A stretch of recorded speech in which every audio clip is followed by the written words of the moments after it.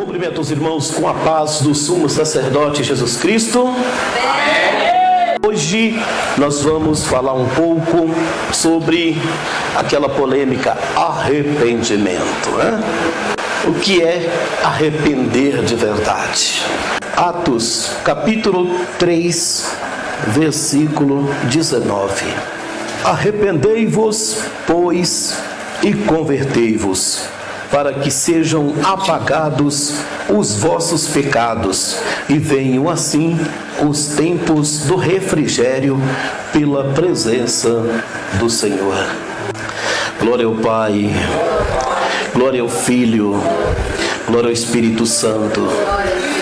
Meu Senhor, tome em suas mãos, pela sua bondade e o seu santo poder, tem misericórdia das nossas vidas, pelo poder da sua benignidade, da sua palavra. Em nome de Jesus Cristo, o sumo sacerdote eterno, eu te agradeço. Amém. O que diz a palavra para nós? Arrependei-vos e convertei-vos. Esse versículo por si só já fala tudo. Arrependendo e convertendo, serão apagados os pecados. E terá tempos bons na presença do Espírito Santo. Mas não convertendo, conforme diz a palavra, não se pode dizer que tem o Espírito Santo, né? Não se pode dizer que existe uma alegria na presença do Espírito Santo. Por quê? Porque fazem parte da mesa do pecado ainda. Quando se faz parte da mesa do pecado, não pode dizer que faz parte da mesa do Senhor, né? Deus não é obrigado a ouvir simplesmente uma decisão nossa, porque elas podem ser uma decisão falsa, equivocada, e será que Deus não conhece quando temos uma decisão equivocada? Sim, Ele sabe. Quando a decisão é de engano, por falsidade, simplesmente para agradar o homem, o ser humano. Não é por aí que Deus tem o seu povo na terra, né? Nós temos os nossos estudos gravados, tanto gravados em vídeos, em livros. Por quê? Porque lá na frente alguém pode precisar e a gente pode ajudar, não é verdade? E não somente um, mas qualquer pessoa que tenha a sua leitura boa, ele pode ajudar alguém, não é verdade? Louvado seja Deus. O arrependimento se faz necessário aos homens. Não existe nada sem arrependimento, tá? É o primeiro passo para ter uma vida feliz. Não quer dizer que já tenha. A vida feliz e a diferença só acontece quando damos prova de um arrependimento. O arrependimento apenas não quer dizer que já temos uma vida feliz. Agora, se nós damos prova para Deus que o nosso arrependimento é sincero, então virá algo especial de Deus, né? Esta palavra tornou-se muito ouvida. Nós, porém, procuramos praticá-la responsavelmente. Então, por isso que estamos praticando o arrependimento com responsabilidade. Você em casa, você que está nos ouvindo, você tem um arrependimento com sinceridade? Então, faça isso. O Criador na Escritura Bíblica pede arrependimento da criatura homem, tá? É verdade que ele, quando ele destaca pregar o Evangelho a toda criatura, é certo que ele não estava falando de animais, mas do homem. Então, por isso destacamos o homem, para que as pessoas conscientizem que está falando da criatura homem, dos homens na terra, né? Quando se ouve tal palavra, percebemos muito poder, tá? O arrependimento gera muito poder, viu, irmãos? Se você gerou um arrependimento sincero, pode ter na certeza que você engairou muito poder diante de Deus, tá? Glórias a Deus. Por quantos servos são transformados, não importando seus erros. O reino do céu foi revelado em perdão e amor, tá? Então você sabe disso agora, né? O reino do céu é revelado em perdão e amor, tá? Glórias a Deus. Mateus 3:11. E eu, de verdade, vos batizo com água para o arrependimento, mas aquele que vem após mim é mais poderoso do que eu. Não sou digno de levar as suas sandálias. Ele vos batizará com o Espírito Santo e com fogo. Quem estava dizendo isso? João Batista, aquele que preparou o caminho do Messias, né? Até falamos isso esses dias, né? Tem hora que a gente nem sabe se João Batista veio preparar o caminho do Messias ou ensinar o Messias a pregar, né? Talvez ele veio ensinar Jesus a pregar, não é verdade? Porque quando falamos que João era profeta, estamos dizendo que ele veio ensinar Jesus a pregar. E quando se fala que ele é um sumo sacerdote, ele veio preparar o caminho do Messias, passando o sacerdócio para ele, né? Então, essa é uma realidade. Mas nossos amigos das plataformas que nos ouvem, é óbvio que vocês não sabem que João Batista é um sumo sacerdote, porque foi abafado esse tipo de palavra. Mas não tem como negar que João Batista não foi um sumo sacerdote. Não tem como dizer que não foi, porque temos provas. Se você acompanhar sempre aí, você vai ver essas provas, né? Então se fala de João Batista e diz quem seria Jesus depois dele, que ele também não era digno de nada, tá? É impressionante como as pessoas mudam quando arrependem de verdade. O mundo natural não assimila isso por ser espiritual, né? Então você vê que as pessoas não entendem isso, simplesmente porque não vê nada e acham que o mundo espiritual apenas é uma falácia de alguém, né? Ou o arrependimento não tem nenhum significado. Mas não é por aí que nós estamos levando a palavra. Nós temos aí responsabilidades com aquilo que chamamos de arrependimento, tá? Atualmente, nas repartições religiosas, há muita gente perseguindo pequenos adoradores do eterno Senhor, tá? Então você vê que a perseguição não está diante das pessoas que dizem ser totalmente afastadas de Deus, né? Como seitas que falam de outros espíritos, né? Não, mas aqueles que se dizem ser de Deus. Louvado seja Deus. Voltando ao tempo da sua crucificação, perdoou os seus malfeitores, porquanto os fiéis ao sumo sacerdote Jesus farão o mesmo nesses últimos tempos. Então, nossa finalidade aqui, por mais que falam, por mais que usam de engano contra nós, dizendo que somos matadores de almas, que somos isso, não sabemos pregar, não somos isso, somos aquilo, é porque na verdade eles querem que nós fazemos o mesmo joguinho de cintura, mas não tem motivo para isso. Por que não temos?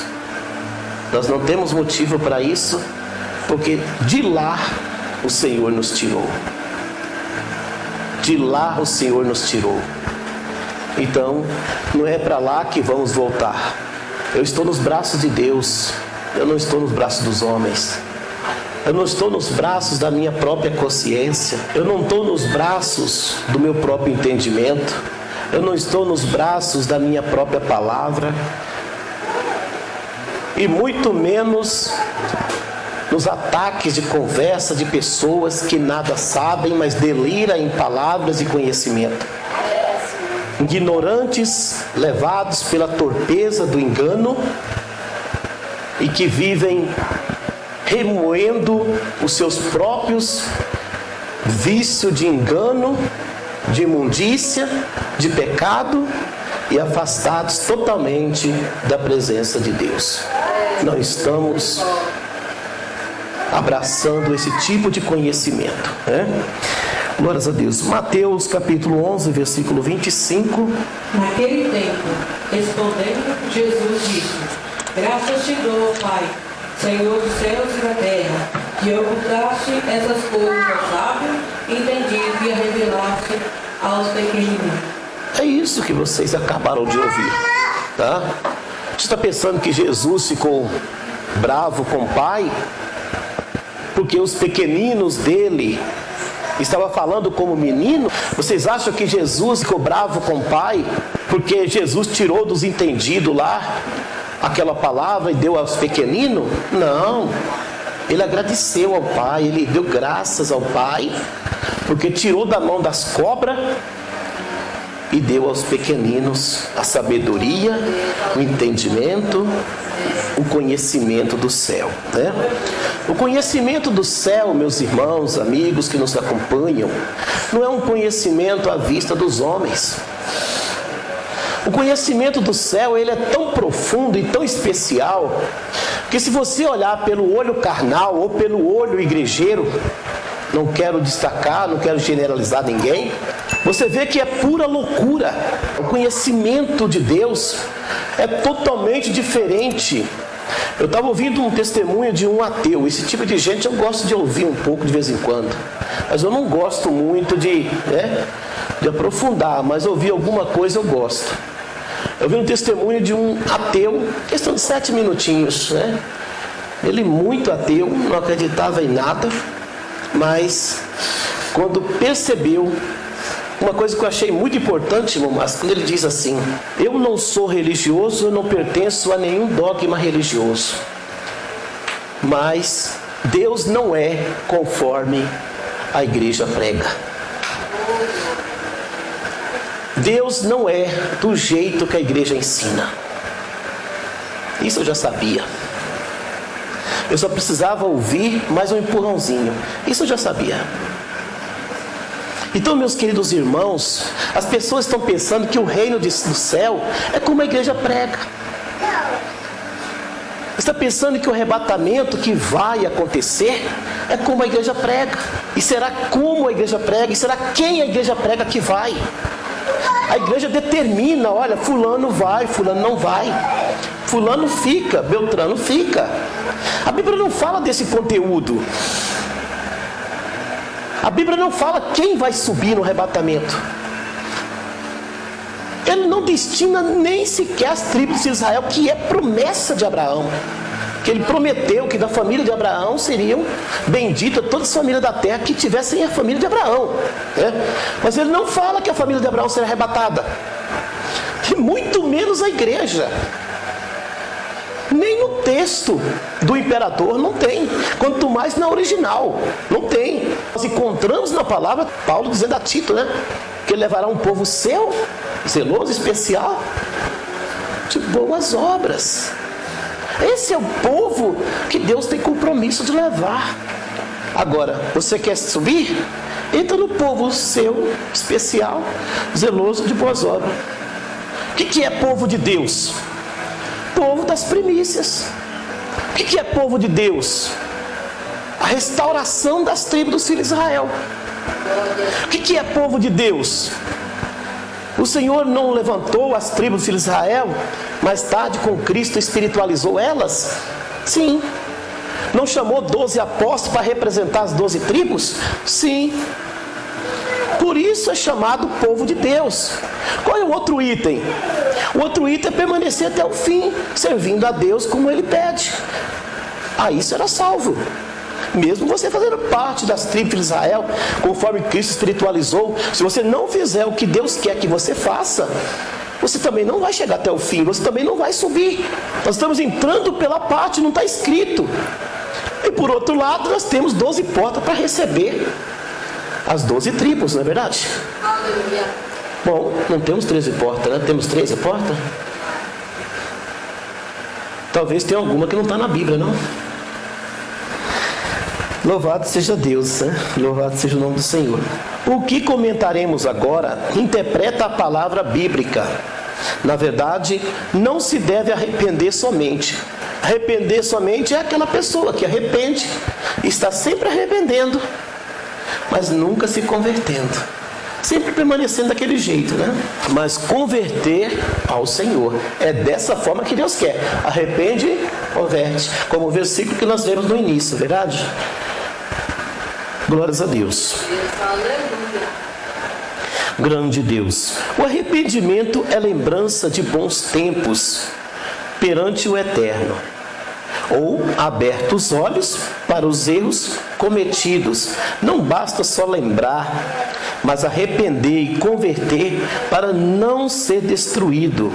A boa decisão manda se consertar e recomeçar. Tá? Então que você chega para mim e fala: pastor, mas eu arrependi. Bom, você lembrou, você viu que você está errado, você arrependeu. Você vai fazer o que agora? Você vai dar uma meia volta. Se uma volta completa tem 360 graus, você tem que dar 180 graus. Tem gente que dá uma volta completa, né? Ele vira crente, ele vira igual lobisomem, né? Ele vira, roda, dá 360 graus e continua seguindo o mesmo lugar. Ouviu a palavra e dá 360 graus, em vez de dar 180 graus. Como diz o Senhor, né? Necessário te é nascer de novo. Então voltar a ser criança novamente. Louvado seja Deus. Mateus 15:8.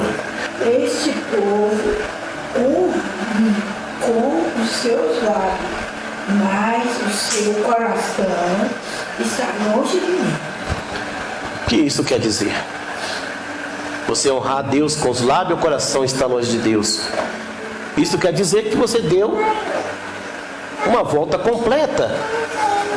E essa volta completa que você deu, você quis enganar Jesus.